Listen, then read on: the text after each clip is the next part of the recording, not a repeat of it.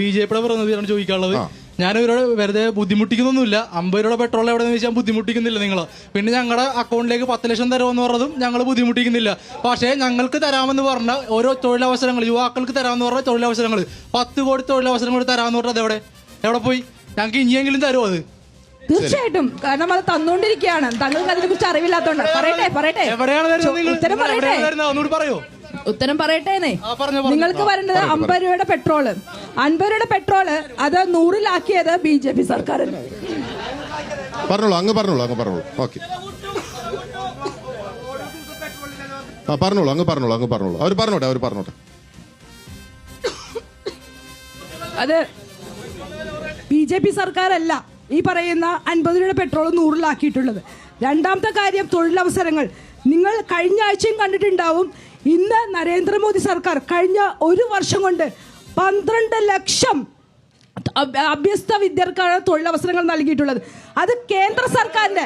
അതാണ് ഞാൻ കുറച്ചു മുമ്പ് പറഞ്ഞത്. പാർട്ടി ക്ലാസ്സിൽ പോയാൽ മാത്രം പോരാ, നിങ്ങൾ മാധ്യമങ്ങൾ നോക്കണം. ഒറ്റ കാര്യമാണ് നിങ്ങളുടെ ചോദിക്കുന്നത്. നമ്മുടെ ഈ വാഹനങ്ങൾ ഒഴിക്കുന്ന പെട്രോളിലായിരുന്നു നിങ്ങൾക്ക് അറിയാലോ. ആ പെട്രോൾ എത്ര ശതമാനം എത്രത്തോളം ചേർക്കണം നിങ്ങൾക്ക് അറിയാമോ? എത്ര ശതമാനം എത്രത്തോളം ചേർക്കണം അറിയാമോ?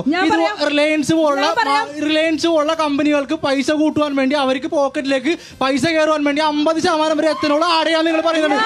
ആരെയാണ് നിങ്ങൾ കൊള്ളടിക്കാൻ നോക്കുന്നത്? ഞാൻ ഒരു പെട്രോൾ എണ്ണ മില്ല് വർക്ക് ചെയ്യുന്ന ആളാണ്. എന്തിനാണ് എത്ര വണ്ടികൾ? എന്റെ സഹോദര, ഈ GST എന്ന് പറയുന്ന GST കൗൺസിലില് ഈ പറയുന്ന സംസ്ഥാനത്തിന്റെ ധനകാര്യമന്ത്രിയുള്ളതാണ്.